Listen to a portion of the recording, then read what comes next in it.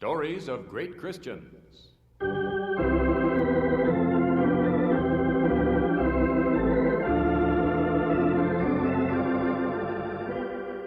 From its radio studios in Chicago, the Moody Bible Institute greets its friends everywhere with Chapter 13 in the transcribed story of Florence Nightingale, The Lady with the Lamp.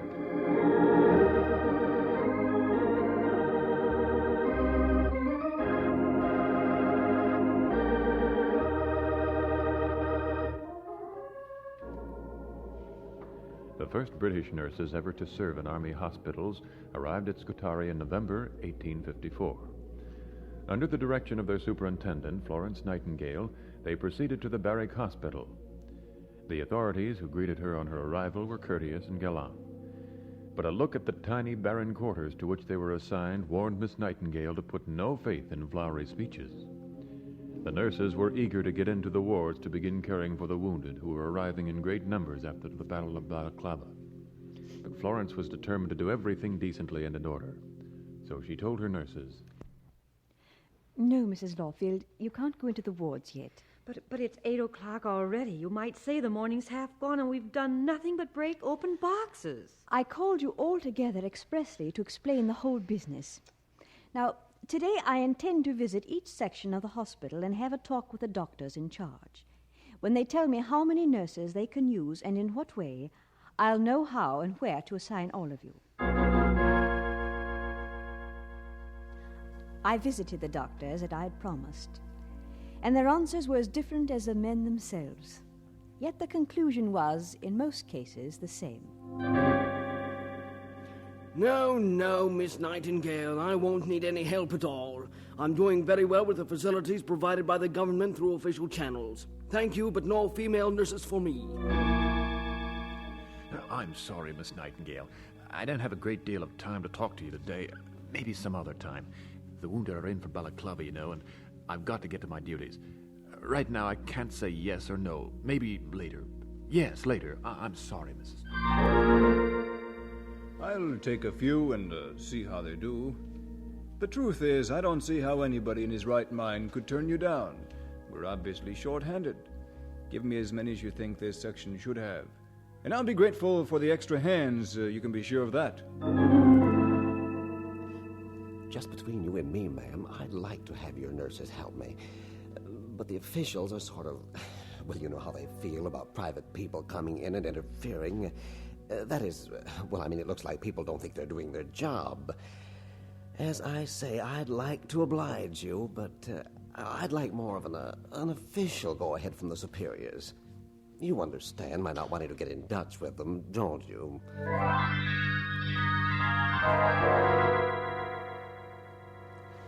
That day and the next, I kept most of the nurses busy making mattress covers and tearing old linen for bandages.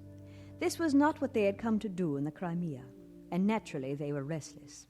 Even the Bracebridges chafed under the delay. Oh, what a sewing bee this is turned into. When we expected to be busy caring for soldiers. Oh, I dare say we'll be using the mattress covers yet. Oh, but Flo, why don't you go ahead and let the women do the obvious things in the wards? The doctors wouldn't prevent them, would they? Well, I don't think they would. But that's not the point. We must try to win the doctor's consent first. Even if we have to wait a few days, it's worth it. I don't think it will be more than a few days. Well, I can't say, of course, but if the wounded keep coming in like they have, they'll soon be overcrowding the hospital. And they're forcing the doctors to get help wherever they can. You're going to wait, then? Well, really, it's the wise thing to do. In fact, it's the only thing to do. For one thing, the doctor is the only one who can determine a nurse's usefulness. She has to find out from him what medicines and foods she should give and what special care is needed. That's very true. Then again, we should have the cooperation of the authorities to do our best work. If we rush in and begin without their consent, it will only strengthen the prejudice they already feel against us. You're right, Flo. But waiting is so hard. How did you find the doctors? Well, most of them were not eager to have us. Some are afraid of official disapproval. Some think ladies are a nuisance. But one is a lamb, bless his heart. I'm to send him 6 or 8 tomorrow. Well, I, for one, am disgusted with the others for being so stuffy. Oh, don't be too hard on them. Women in an army hospital are something new and strange, and they have their jobs to think of. I guess it is hard for them. Besides, they're overworked. This is a terrible place. It makes either angels or brutes of men, and I think we should be grateful. Of the 6 heads I saw, regardless of their opinions of female nurses, I think 4 of them are angels.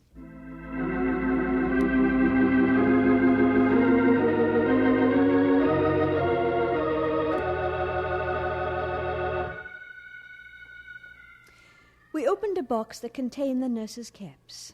I was thankful to have them and distributed them promptly with rather unexpected results. Miss Nightingale, ma'am, I have one question. Only one. Yes? And what question is that? Do we have to wear them? Have to wear what? Uniforms? Well, of course. I thought we settled that long... No, ma'am. The uniform, I'm resigned to, such as it is. It's the caps, ma'am. Do we have to wear them caps? Why, of course. Why do you ask?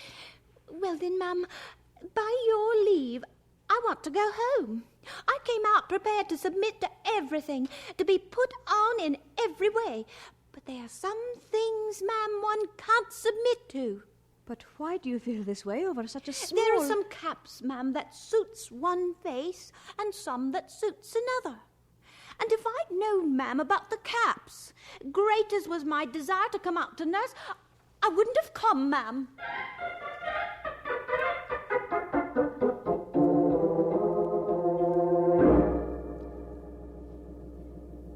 For about a week, I kept the nurses in our quarters busy with sewing and sorting old linen. As one of them sighingly remarked, the time seemed fearfully long. During that time, I allowed Nurse Margaret to walk over to the harbour with a party of other nurses. She came back running ahead of the others, out of breath and hysterical. I've never seen Miss Nightingale, the horror of it's enough to make you ill. Well, there, Margaret, don't think about it. Lie down here on the cot. No, I can't lie down. Please, Miss Nightingale, let me tell you. I've got to tell someone. All right, nurse, but get a grip on yourself. Now, sit down for a little at least. And here, take a sniff of this. It was so wicked of that man to drop him. Oh, what man? Look here, Margaret, you'll have to begin at the beginning. Well, we went down by the harbor.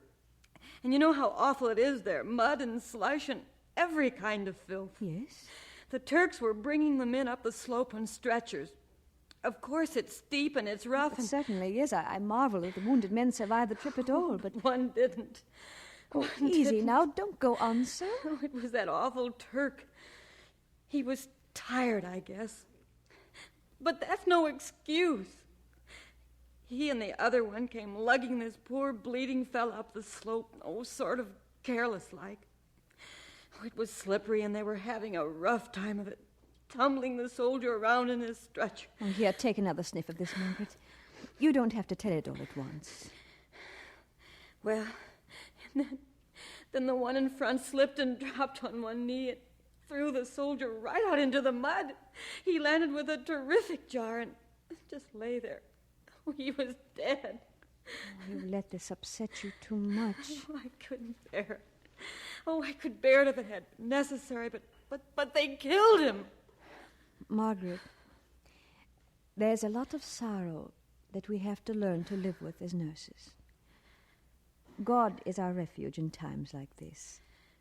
Let him comfort you. Miss Nightingale, there's so much suffering in this hospital, and we're not doing anything. I hear the men calling out for help as I walk by in the corridors. It's been so hard for us, waiting all this week and not able to go nurse the soldiers. That's what we came to do, isn't it? Yes, that's what we came to do. And I understand how you feel, Margaret. But for the cause, we must somehow find patience to endure just a little longer. I trust it won't be too long.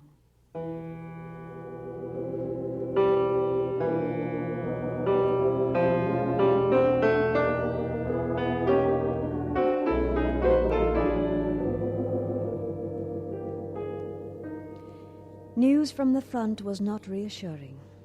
The Russians attacked at Inkerman, and our men fought them to victory in a swirling fog.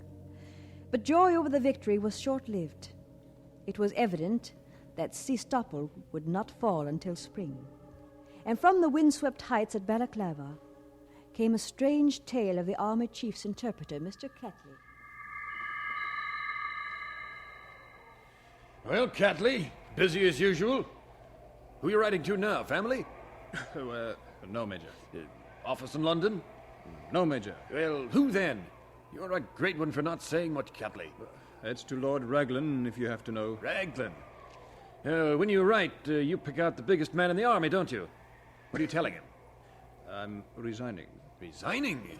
You can fool yourself if you like, Major, but I'm not fooled. I spent a lot of time in this country, and I know the Crimea.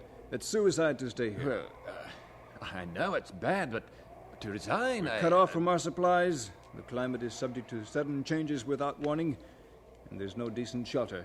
We're doomed, man. And suppose Lord Raglan won't take your resignation? Well, in that case, guess I'll just have to stay here and die with the rest.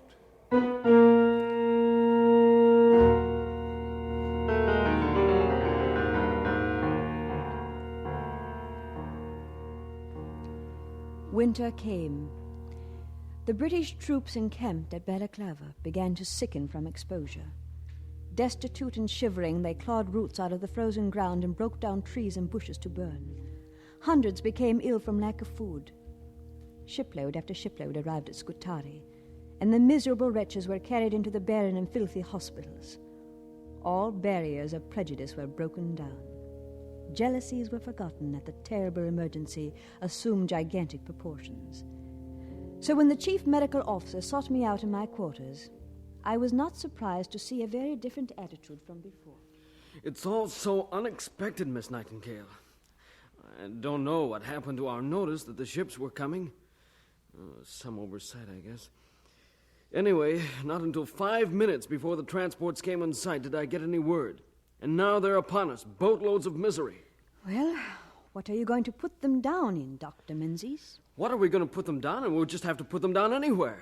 Wherever there's a space to lay a man down. But without mattresses, without blankets, in this cruel cold? Do you think I want to treat them like this? We're just swamped under. I'm almost ready to give up. Well, you know that I'm here to assist in any way. That's why I came. I really didn't mean to talk so long about the other matter, but as you see, it's weighing on my mind. I understand. I came to urge you to go ahead with all of the forces at your command. Anybody who can walk or carry anything will be needed at the wards. You can count on us. But could I ask a favor? What's that? You could do a great deal for me by letting the doctors know that you favor the employment of the women as nurses. I see. Certainly. I'll do that. But it will hardly be necessary. Regardless of what they may have said before, I'm certain that now the doctors will take any and all aid they can get.